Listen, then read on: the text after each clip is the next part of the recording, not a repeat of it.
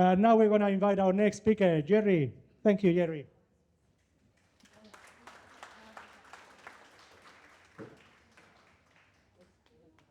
I often tell Tim that I'm not optimistic like he is. I've never thought we had a chance of beating these bastards, but we'll keep on fighting and have some fun.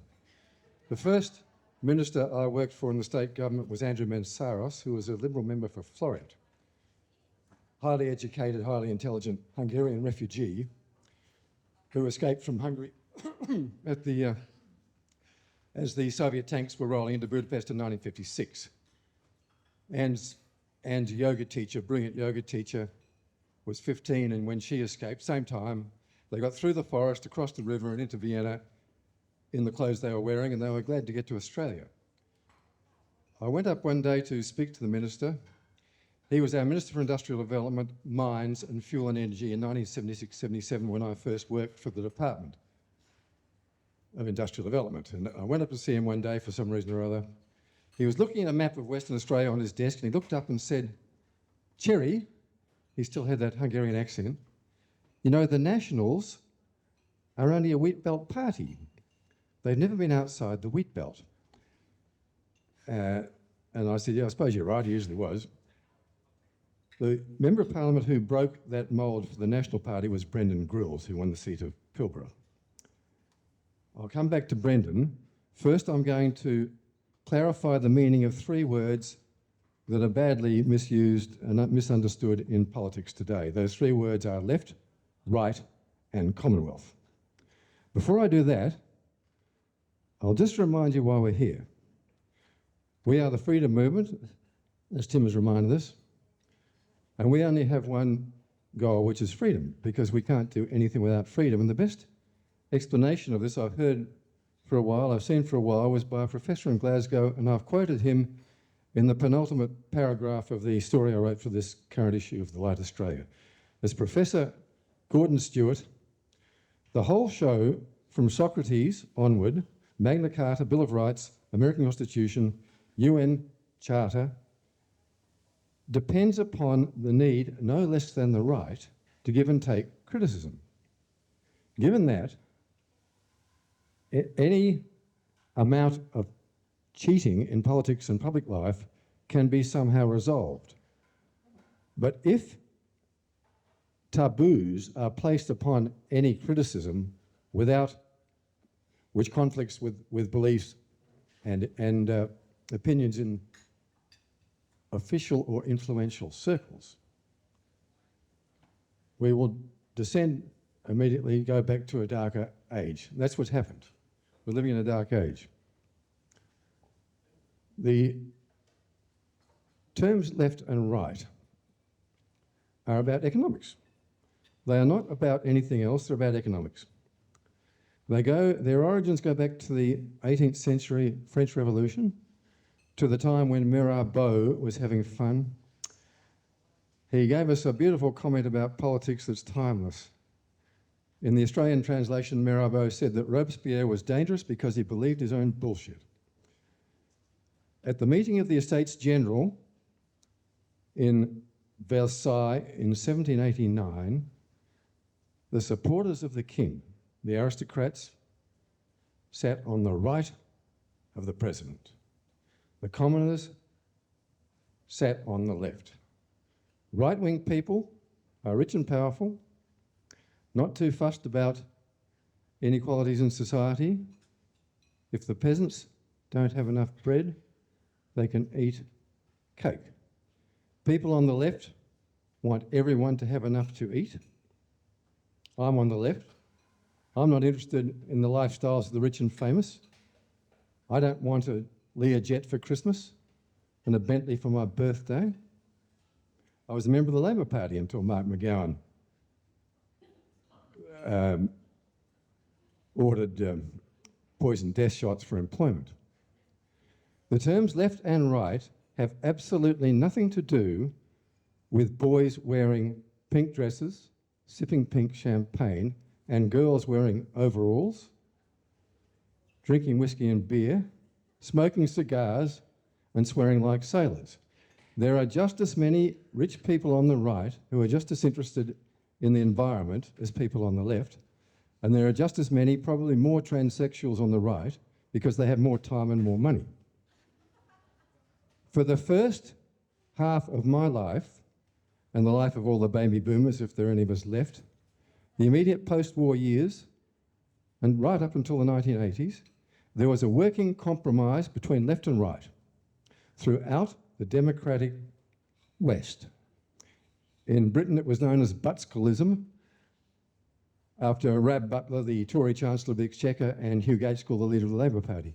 In Australia, I don't think we had any particular name for it, but it was the default setting. Until Paul Keating came along in the 1980s, nobody on either side of Parliament dreamed about selling the Commonwealth Bank. And that worked out well, didn't it? I'm lucky I only have to drive 73 kilometres to the nearest branch of my bank. Bob Menzies founded the Liberal Party of Australia in 1944, end of the war. And he insisted that it be called the Liberal Party, not the Conservative Party. Menzies may look like a conservative, he sounded like a conservative, but he was a Liberal. Menzies grew up in country Victoria with Australia's most famous Bohemian family. Norman Lindsay's brother Lionel was Menzies' best friend, long-term, lifelong friend. Something the people who are now telling the Liberal Party what to do should keep in mind. This consensus of left and right in politics was known technically as social democracy or the mixed economy. It had an advantage. It worked better than any system that's ever been tried before or since. These were known as the golden years. You'll read about it in modern history. The 50s through to the 70s and 80s. Periods of full employment, people knew what they were doing. In Australia, it was largely held together by the very high quality of the civil service in Canberra during the Menzies years. Nugget Coombs carried the banking through from the days of Chifley and Curtin right through to the end of the Menzies time. He didn't move until Harold Holt asked him to take on the portfolios of Aboriginal Affairs and the arts. Now, Coombs wrote that Menzies wasn't very interested in economics. It bored him, understandable, but he liked going to lunch. And in the 1950s, early 1950s, Australia had serious inflation because of the Korean War. So he invited Coombs to lunch, and he said, "Coombs, this inflation is killing me. Can you fix it?" And Coombs said, "Yeah, sure, I can fix it, but it'll be painful." And Menzies says, "Leave that to me." And they went on with more important stuff like cricket. They both knew a lot about cricket. Several million words have been written, most of which I've read, about the decline, the taking over of social democracy, and this is recent history, by neoliberalism. So the first 40 years of my life were social democracy, and we look back on that thinking, we were lucky, Anne and I, to be living at that time. And the next 40 years have been neoliberalism, and now that's falling in a hole, and we're in a vacuum in terms of the political economy. And I am hoping, I did sort of plan to get back into some serious work in this area because it's my main interest in life and I know a bit about it before I croak. But the last 5 years we have had a tyranny, the tyranny of the COVID project. And with a tyranny, it doesn't matter whether it's left, right, military or the church. You have to fight it. So if I don't make it back to my favourite territory, I'll be at the Great Lecture Theatre in the sky and I'll have plenty to say, as you can imagine. At the academic level, the justification of social democracy was first put forward really by the Scandinavian economists, which wouldn't surprise anyone.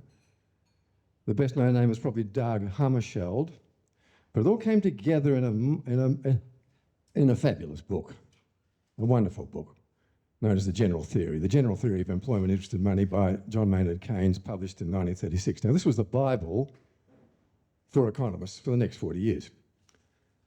The New Testament was a funny sort of book called The Road to Serfdom by F.A. Hayek, Friedrich von Hayek. And it left me feeling hollow. I'm biased against it, of course, because I am a social democrat and a New Dealer. But I didn't think it was much of a book. And yet it's enormously influential. It's held close to the heart of the neoconservatives, the neoliberals. It's their Bible, their New Testament. I think the weakness is that and the weakness of the economics we've had for the last 40 years is that it oversimplifies. They have equations, very interesting equations, but they don't have enough variables. They call them externalities. Now, Bob Menzies today, and this is important for the Liberal Party to remember, I think. There are a lot of people telling the Liberal Party where to go. I mean, how to reform themselves and how to change the world. And they've got a long way to go because they're under 30%. But Bob Menzies is mocked because of his really over-the-top admiration for Queen Elizabeth. You've probably all heard his mellow tones. He's recorded, you can watch it. He quoted a poem, which I always thought was Wordsworth, but I checked it out. It's actually an English Renaissance poet called Thomas Ford. It's a beautiful poem. And you'll hear Menzies welcoming the Queen to Australia. I did but see her passing by, yet I will love her till I die. I was introduced to Queen Elizabeth and her hubby, what's his name? The Duke of Edinburgh, on the Royal Yacht Britannia in Fremantle Harbour when I was seconded to the Premier's Department to handle liaison with the media. That's both the local media and the Fleet Street media, who go around the world on these royal tours and feed out tons of pictures and stories about the adventures of the royal family. And they're never short of things to talk about with the royal family. And I was assigned to interview Princess Margaret in the early 1970s when I was a cub reporter, well, a grown-up reporter on the Daily News, in the gardens of the University of Western Australia on a perfect Perth day, and she was there with her husband, Lord Snowdon, who was about as comfortable as a spare prick at a wedding, poor bugger. Fancy being in that line of business. You can't pick your nose, somebody might take a photograph. You can't get pissed at dinner parties in case you talk too much. And I never asked the Chief of Staff why he sent me instead of one of the girls. I think, you're allowed to have a joke in the workplace in those days. You weren't being on camera all the time. And I think he might have done it just to give the girls a shit. So I was surrounded by all the women in the Daily News reporters' room. Alison Fan looked me in the eyes, like she did when she wanted you to pay attention, and I always paid attention to Alison. She's a very good reporter. And she said, "You must make a note of what she's wearing." And all these women, they were 360 degrees, they start squawking. Yes, you must look at what she's wearing. The way women talk to blokes when they're making quite clear that we're stupid, ignorant, and we don't understand women, which is obviously correct. So I made a note that this beautiful princess was wearing a canary yellow summer dress with a pleasing neckline. I don't think I wrote it that way, but the point is, those two women, the two sisters, Margaret and Elizabeth, were very beautiful women in the flesh, even more so, much more so, remarkably more so than in their photographs. So when Bob Menzies made a go to himself, welcoming the Queen, he wasn't being a fuddy-duddy conservative. He was just another old man doing his nuts over a beautiful young woman. It happens every day. No fool like an old fool. The word Commonwealth is ye olde English. It is spelt common weal, W-E-A-L. It means the common welfare. That means the welfare of 27 million Australians, not the wealth of Dick Smith and Harry Triguboff. The people, the founding fathers who got together 100 years ago to start working their way through to the Federation of the Australian States, understood the meaning of the word Commonwealth. The founding fathers who founded the Commonwealth Bank understood it even better. And they understood the enemies of the Commonwealth. And the bloke who talked about it best was Frank Anstey, who was John Curtin's drinking mate, and Australia's Minister for Health and Repatriation at the time of the Great Depression, 1930 to 34, in the Scullin government. Frank Anstey talked about the money power. The money power, and when he talked about the money power, he was specifically talking about the Bank of England and the City of London. Today we call the money power the globalists. And they're in the same place. They have branch offices in New York and Paris and Amsterdam, Stuttgart, but they're the same place. The reason kings introduced taxation was to pay back the money lenders who financed their wars.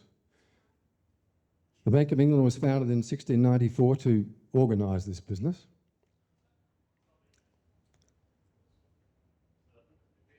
The globalists, the money power, all of us here, I'm sure, have been surrounded by neighbours, friends, family, workmates who think we are conspiracy theorists or cookers or just plain batshit crazy. And so we hear on the news the latest item about digital ID and digital, currency, central bank, and we shout out uncontrollably, the bastards are at it again, there they go. And our sceptical friends say, now, who are they? Who are these terrible people conspiring to destroy the universe? The American writer Marie D. Jones made a list of them. I love it. The collective, this is the money power, the financial oligarchs, the control oligarchs is a name used on a book I reviewed for The Light Australia. The collective of puppet masters, the central banks, the royal families, and old money with its privileges and power, the military-industrial complex, billionaire oligarchs like Bill Gates and George Soros, Klaus Schwab, and the World Economic Forum minions, and the complicit mainstream media and the deep state of all governments. This is our enemy. The people, the deep state, I'll go back to the money power. I love Frank Anstey. We need more Frank Ansteys. The money power, the control oligarchs, the central banks, these are the people who start wars. They start wars for two reasons: to make money. First, to make money. Win, lose or draw, the banks win.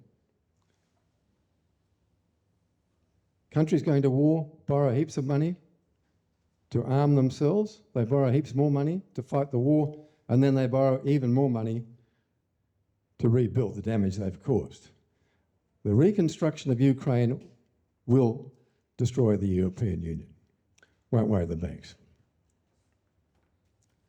The other reason the banks create wars is to kill young men, to kill millions of young men. They kill young men by the million for two reasons. Firstly, because when you kill off the young men in a country, you are left with populations of widows and children, and it is so easy to rob them. You buy their properties for a song, then you go to the club and have a whiskey and tell your mates, I picked up another one. Ha ha. The other reason they kill young men is to prevent them growing into old men when they may have time to use their brains and work out other ways of governing their countries than handing over their sovereignty to a clapped out bunch of old mongrels in a London boardroom. I only met my Swedish father-in-law once, unfortunately. He was a career soldier. he came to Perth to visit to see his beautiful grandson.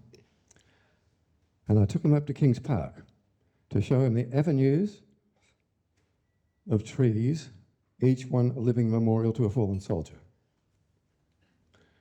He was very moved. Colonel Dahlstrom, very impressive gentleman. My profession is the profession of arms, he told me, and he explained why Sweden had to be neutral, located as it was between the Russian bear and the German wolf. But it was a very strong neutrality. Powerful military, strong reserve, including my brother-in-law, and a very highly developed industry. They've been very foolish to abandon this policy lately, I think, with the Ukraine business. If you look at Australia on the map, it's a good policy for Australia at a time when the world is going through the greatest period of geopolitical change since the French and American revolutions in the 18th century, quite possibly since the fall of the Roman Empire. The Bank of England, the money power, City of London, hasn't changed.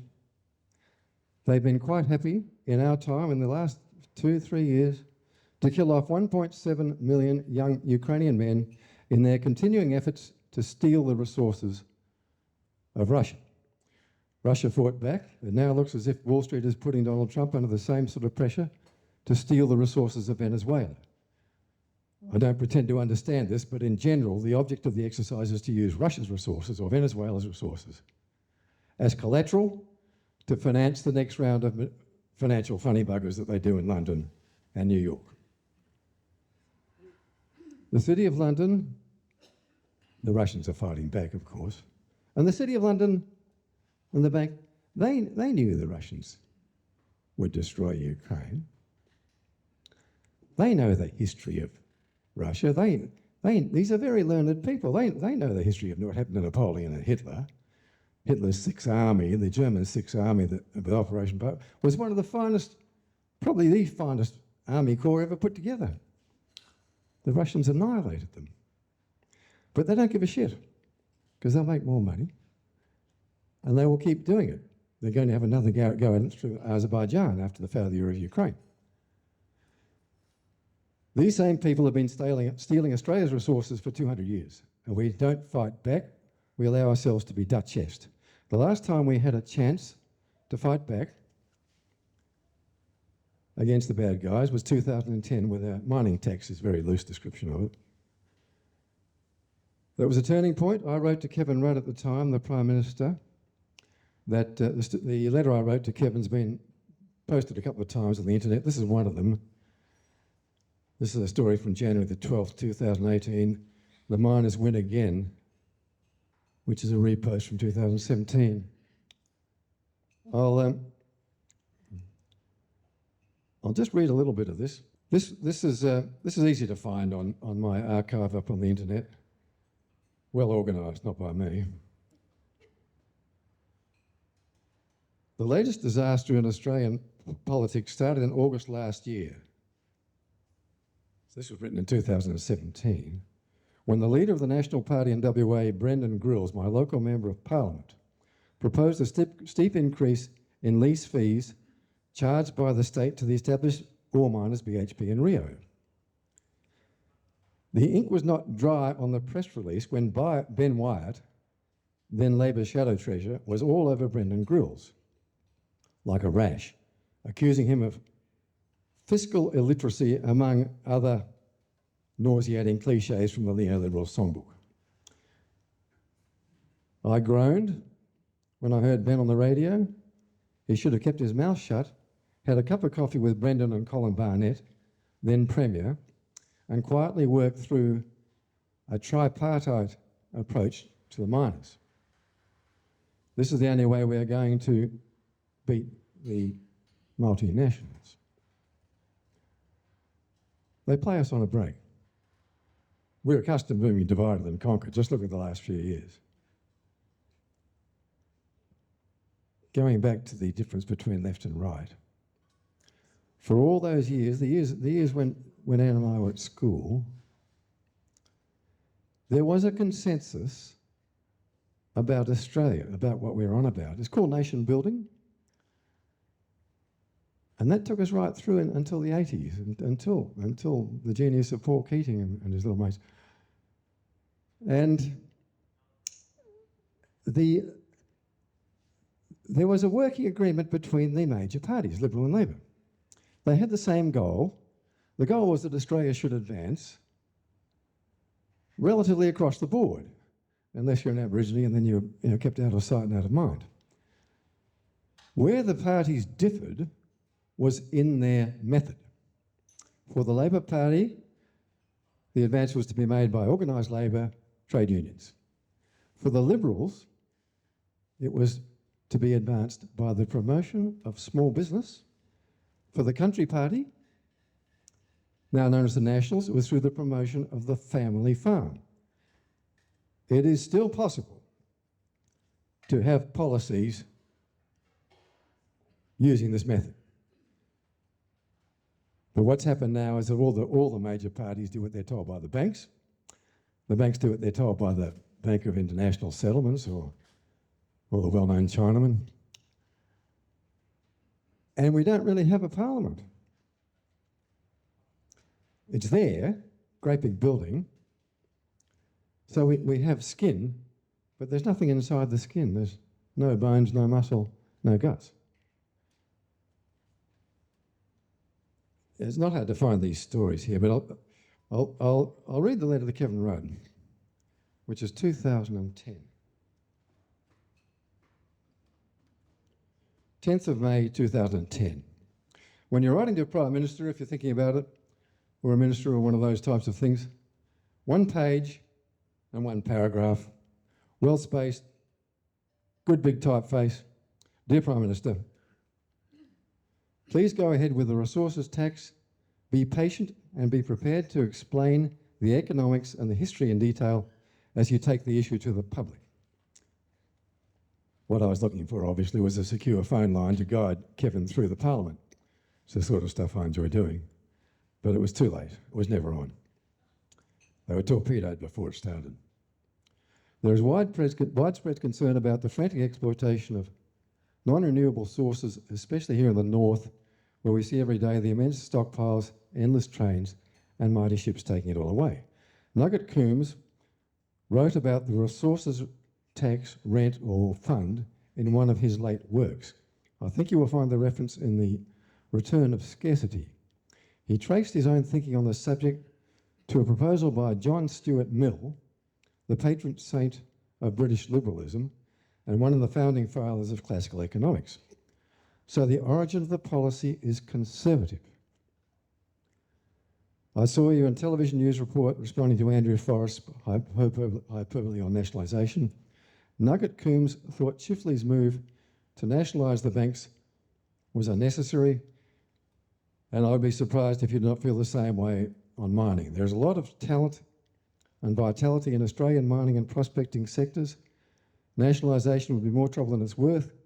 There are always the corporate types, and companies will come and go. If some of them go offshore, others will replace them. The most important person in the industry is the small prospector, just as the most important person in the education industry is the teacher in the classroom, a point often forgotten in the needlessly complicated education debate. For 45 years, we have been exporting high-grade iron ore from the Pilbara.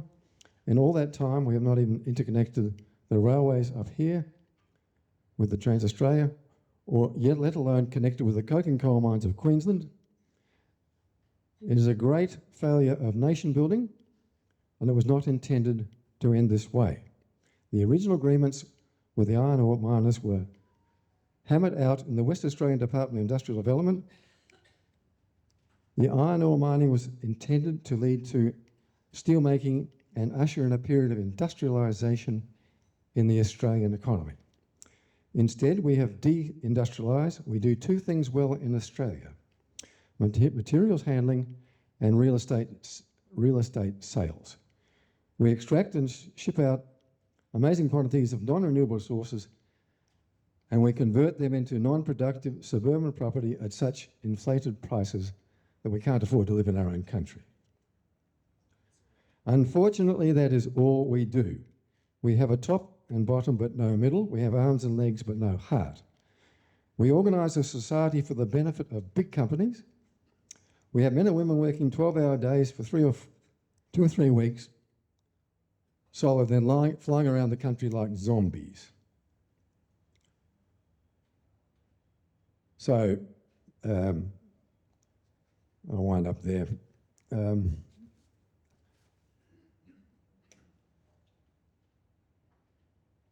This is an exercise book.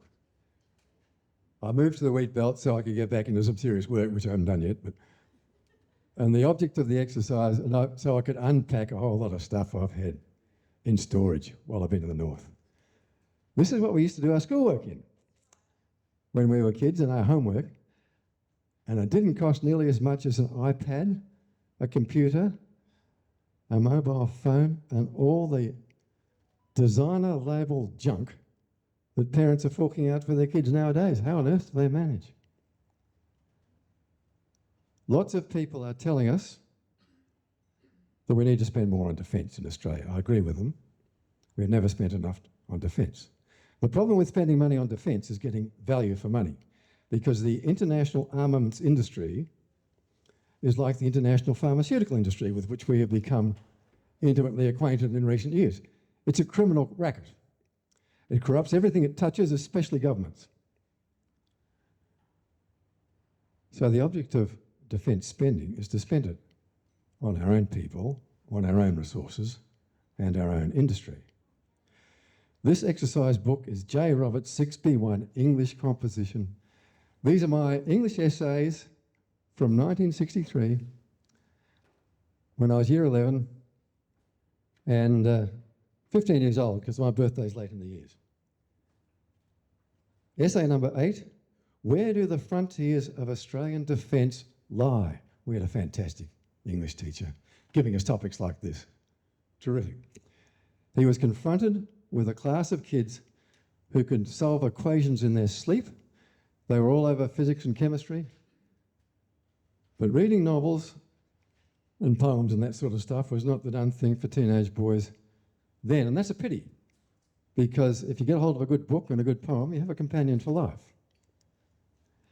So he introduced the class to symbolism. It's the cleverest teaching I've ever seen. Mathematical kids are awake for symbols. So they were reading through the page, found a symbol. It's like me and Anne looking for awkward Enrique Erickson Reserve. It's exciting, it's a treasure hunt.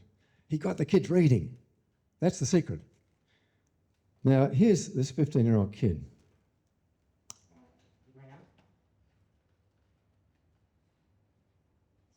Strange kid. History has shown that an island must defend itself as such. Once on land, superior forces will win. And I go on to talk about Papua New Guinea. This was 1963. What sort of a 15-year-old kid writes that sort of stuff? And obviously the most boring bloke. That's why Andy goes to the garden all the time. This is the state government's document for the new submarine construction that I wrote in 1985. This map is to scale.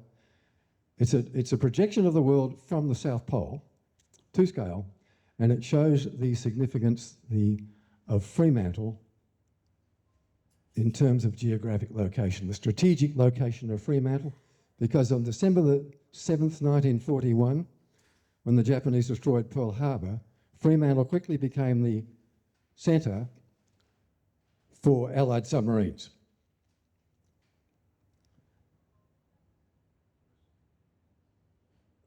The state government appointed a submarine commander, good guy, Peter Horrobin, to head up a working committee to tackle this project. We had an engineer from Clough's, Nick Degrisevich from my old department did a mountain of work, and we had a visitor from the Navy, not a high-ranking officer, never saw him in uniform, something out of a James Bond movie. He was the weapons system boffin. Would have been ultra high clearance. I think he was there just to keep an eye on us in case we did anything stupid. And I was brought in to turn the thinking of all these guys into English. It's not a bad way to do policy. So I did 4 or 5 rewrites with my IBM golf ball typewriter, which was built like a Sherman tank and made as much noise, but I loved it. And at the fifth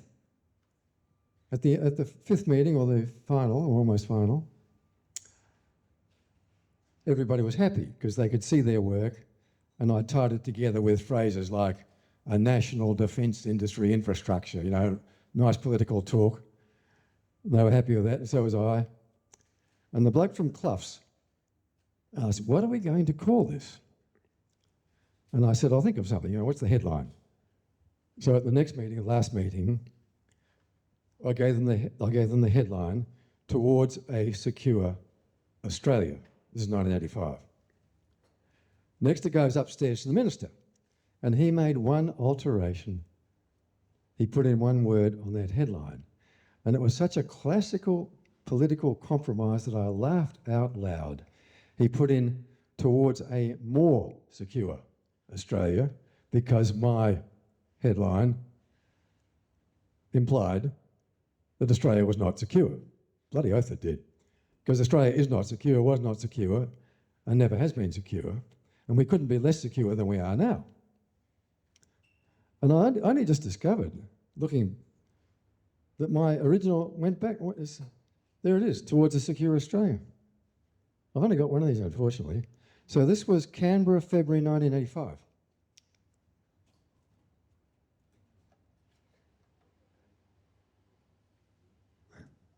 This is another piece of work that I'd forgotten about. I discovered in my unpacking. It's a paper I delivered to a nice bunch of people in 1986. It says here, July 20, 1986, the year of peace. 1986, the year of peace. That hasn't worked out too well. There was a weekend seminar, says here at the Netherlands campus. I don't know which Netherlands campus. I can't remember much, but I can remember that Sir Ronald Wilson from the High Court was in the chair.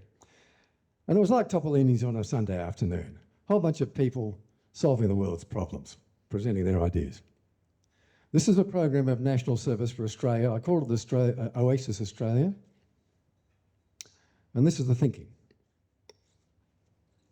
Bearing in mind that I'm the most boring bloke around, what I've been talking about is the industrial side of defence. Using our resources, developing them, manufacturing stuff. It's an interesting facet of the history of the Second World War that the Germans and the Russians, the Americans and the Russians turned out to be very good at the same thing. We call it greenfield site construction. It's where you start with a bare paddock.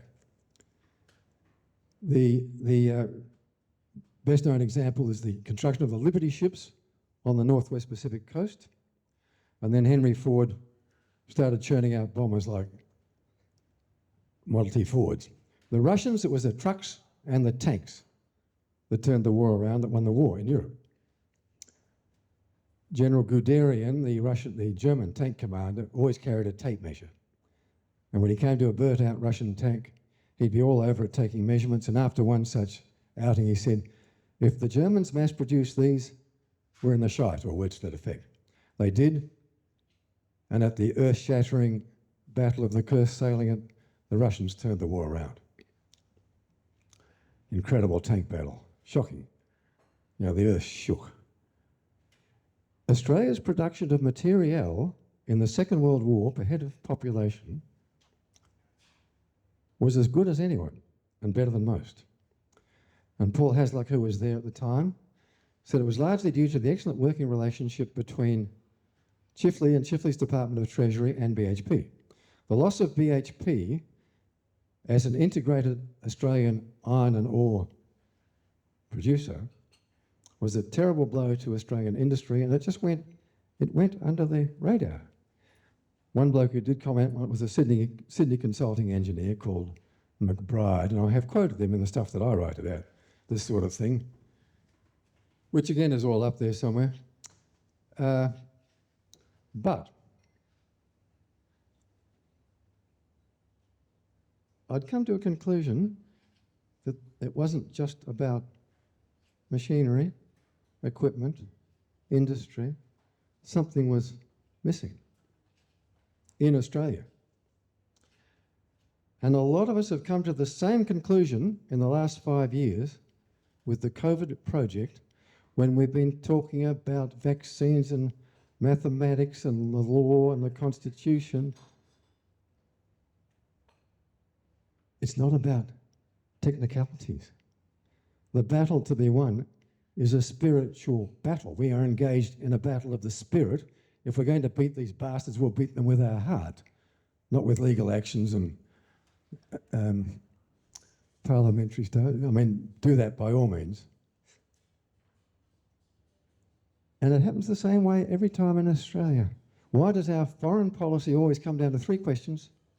Should we suck up to the United States, or should we start sucking up to China, or should we sing God Save the King? The 4th option, that we might stand up as our own right, as our own people on our own continent, doesn't get a Guernsey. So what I was addressing with this program of national service is the heart of Australia, because it seems to, I do think that we don't know enough about our own country. That's where it goes wrong. It's not surprising if you look at Australia. Most Australians live in Melbourne and Sydney, which is, you're not going to learn much there. And if the Gold Coast is Australia, we might as well emigrate to Las Vegas. Cities like Perth are a fool's paradise. Beautiful place, beautiful river. The hills are alive with the sound of leaf blowers. We have the best beaches. Anne and I had to swim on the way here. I had to swim and got our feet wet. So the idea of this project, which I put forward in the Netherlands campus and wherever, only a vague memory. But I know I was boring everyone to death, firstly with my opposition to neoliberalism and privatisation and letting the banks do anything they liked. And then when I started talking about national service, I could see their eyes glazing over. You're doing very well, you're still awake, you guys. And then the point, it couldn't be a military thing. The army doesn't want to know about it. And we don't want 18-year-old kids to spend a year marching around parade grounds, polishing their boots, pulling rifles to bits, and learning how to make their beds so bloody tight you can't wriggle your toes in them. And the kids would tell us to get rooted anyway. So it needs to be environmentally based. Getting out there, fair bit of Boy Scout stuff, planting trees, heaps to do. And, oh dear, I was giving people the shits. I think they just didn't know what I was talking about. And then I read a paragraph in the paper that Weary Dunlop was in Perth and was giving a lecture that night at the Octagon Theatre. I rang up my mate Pete and said, Weary Dunlop's talking tonight at the Octagon, let's go. And off we went, and we had this magnificent night with Weary Dunlop. He used slides of Chalker's drawings of life on the Burma railway camps, where they used they were making surgical instruments out of bamboo. And at the end of this magnificent lecture, he came to the point that I've come to here. What do we do? Where do we go? Tim went there too. You can't escape it. And he said, we need a program of national service. Not military, environmental. And my mate sitting next to me started conducting because we were singing my song. And at the end, the very end of his talk, he came to the single most important factor. Everybody must be at the same level. All at the same level. That's us. That's Australia. We're mates. We don't kiss the arse of the lords and ladies. Tommy Wren was our Minister for Housing. It might have been in the Hawke government. Was it Tom? What do you reckon? Was it that far back? Yeah. Yeah. Well, that's right. Yeah. I knew Whitlam pretty well, and he said that his socialism came not from reading Marx, and congratulations to anyone who can read Marx. He defeated me in straight sets. And not from a university course on political science. It came from the Burma Railway. He survived the Burma Railway. Lots of our people, lots of them did not survive. They died from disease caused by malnutrition and exhaustion. But if they hadn't all worked at the same level, supported one another, at the same level as Weary Dunlop said, they all would have died and nobody would have come home. I was going to call this lecture, when I first got in touch with Pillow, Sovereign Australia. But then the police started rounding up our sovereign citizens and taking them off to football stadiums and torturing them and shooting them and dropping their bodies 100 miles offshore to feed the sharks. That's the next chapter. That's why people need to stand up now. So I got back to Pillow and said, I think we better change the title of that lecture, because we'll have Topolini's will be full of undercover cops, the FBI, the CIA, MI6, and our very own homegrown pox doctors clerks from ASIO. But that's what I'm talking about all the same, by another name. Because the sovereignty of our country will not come from a piece of paper or a high court. I mean, how much use have those bastards been in the last 5 years? Disgusting. Disgusting. The Masons must have tied their bloody balls together or something. The sovereignty of Australia is to be found in our hearts, in the character of our people and our country. And that's what I want to talk about in more length next time we get together, the character of our people and our country. But we've had enough for one Sunday afternoon at Topolini's, I think. Thanks for listening, and thanks, Pillow, for slotting me in here. And thanks to Topolini's for providing a haven of free speech. Fantastic. Thank you, Jerry. Has anybody got questions for Jerry? Yes, please come to the microphone, Tom.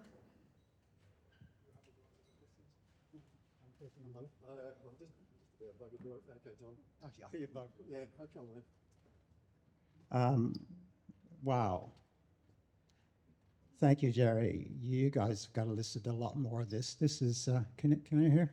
This was something else. It was a tour de force down Australian history, and with lots of lessons, and even to the last, bringing out the notebook. I particularly enjoyed that. I remember those days.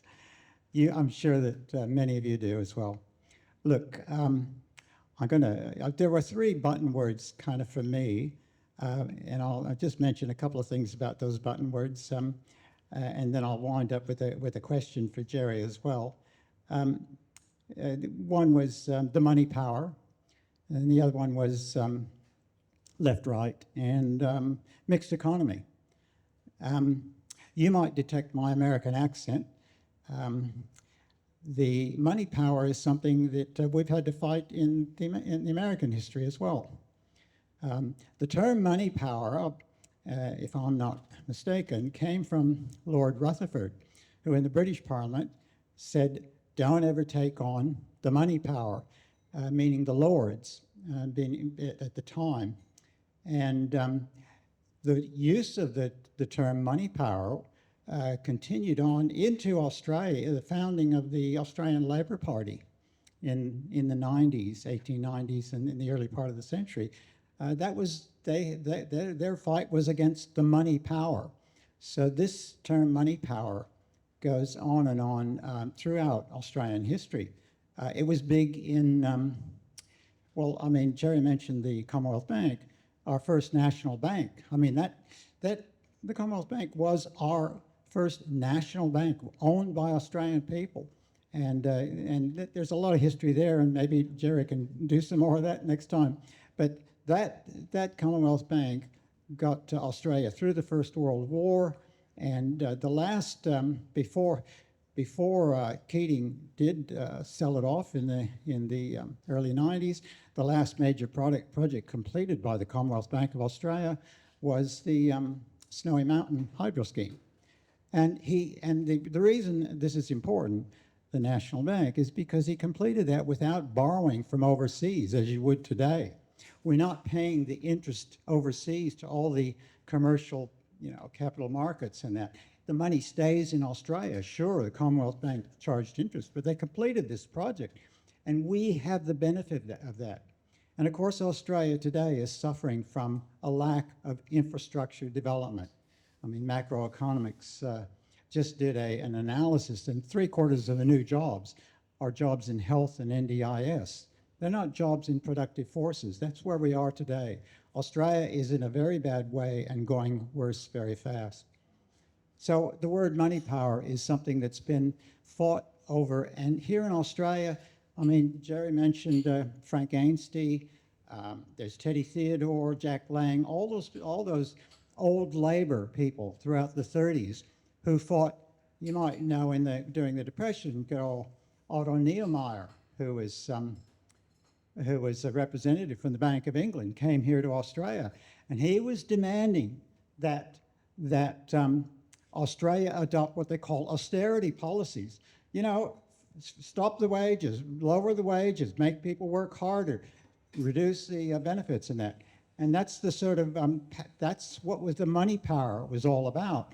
And old Labor stood up to that. Teddy Theodore, I mean, he wanted the Australian government to get 20 million pounds out to the economy, to revive the economy during the Depression. And this was a big fight. And when Jerry was talking about Curtin taking over in the 40s, Curtin is the one who took the Commonwealth Bank of Australia and ramped Australia's production forces up and into the Second World War. He was responsible for getting us out of that depression with that. So the money power goes back in all of Australian history. It's a big part of the fight with the money power. And as I said, it's part of American history too.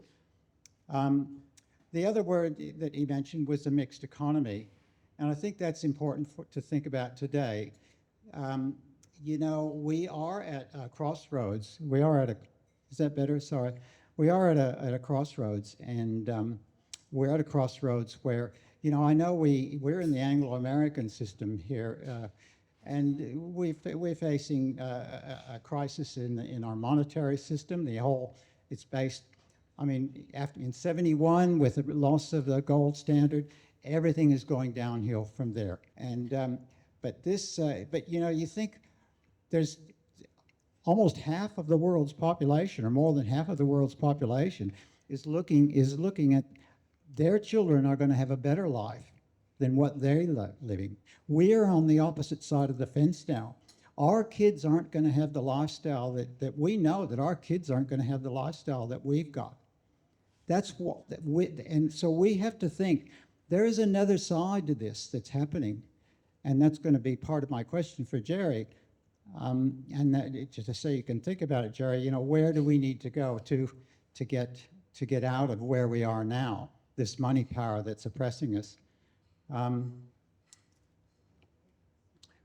The only other thing to say here is, as I say, China has brought, 600, 800 million people out of poverty in the last 3 decades.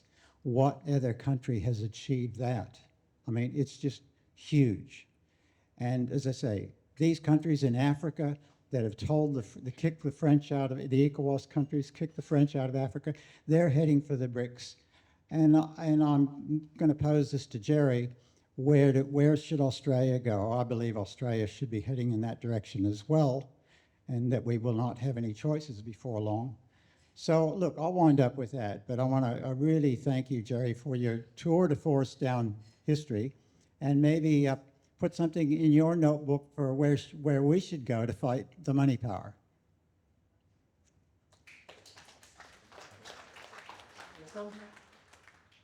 I've written about this in 2017, and the world's changed a lot since then.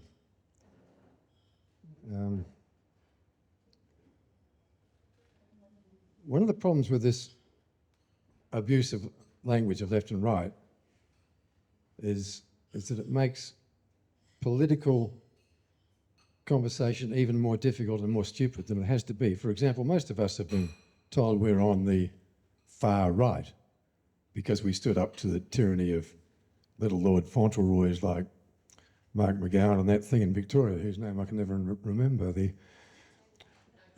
And now we have Donald Trump, who appears to be heading into his last days, saying that America's problems are caused by a radical left. America doesn't have a radical left. It's never had a radical. America doesn't have a left.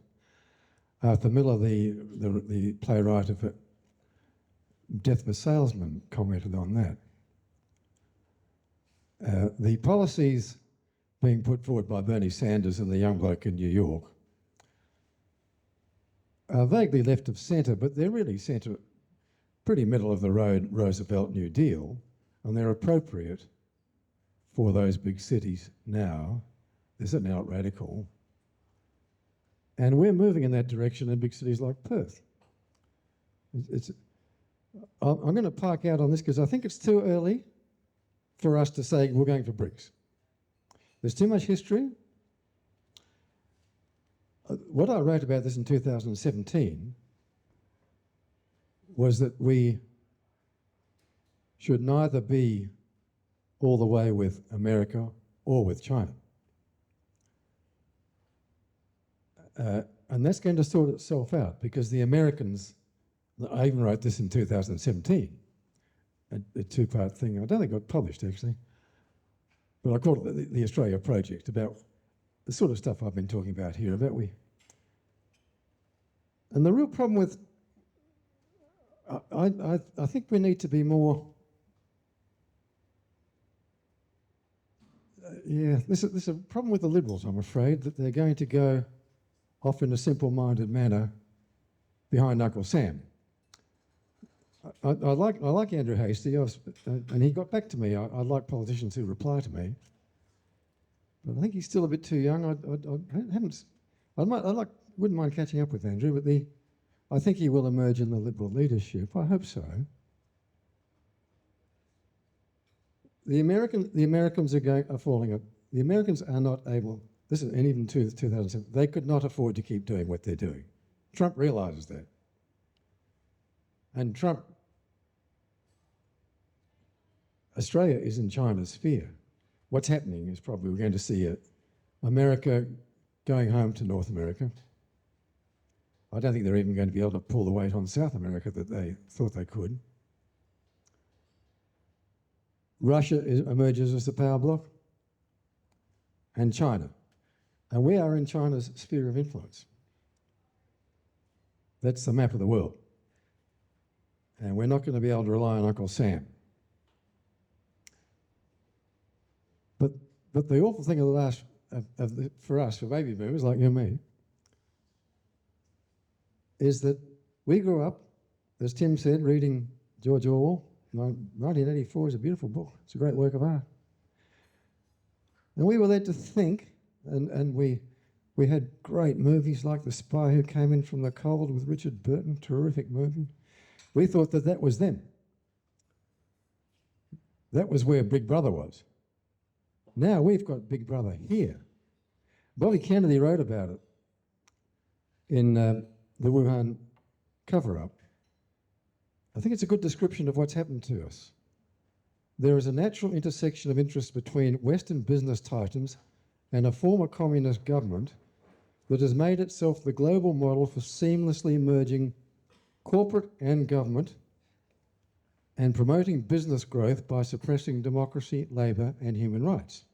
The World Economic Forum functions to bridge the gap between the West's billionaire oligarchy and China's ruling elite.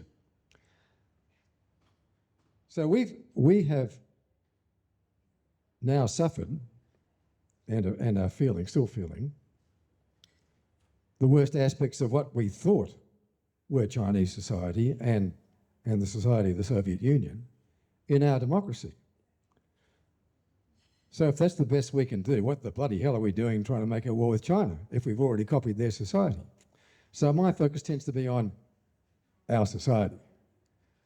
And I think it's too early to jump on board with BRICS. And it's not, I think we will eventually be moving in that direction. I mean, there are some very clever people in Wall Street, but how much longer can they keep the American dollar? Oh, for goodness sake. And it's something where I probably differ with you guys and with Robbie and on the Citizen Party. I think it's too early. I think we need to focus on our own society and I'm not going to go any further on there. It remains to be seen. I think you're right. Yeah. Well, just see what happens. We're not America. We're not China, but we are something. It's a wonderful thing to be an Australian. It's a privilege to be an Australian. We need to get that through our heads and get our institutions together, or to just get rid of the bastards. That's why we're here, create new institutions. So that's the focus. I think those internationals, they're going to work themselves out.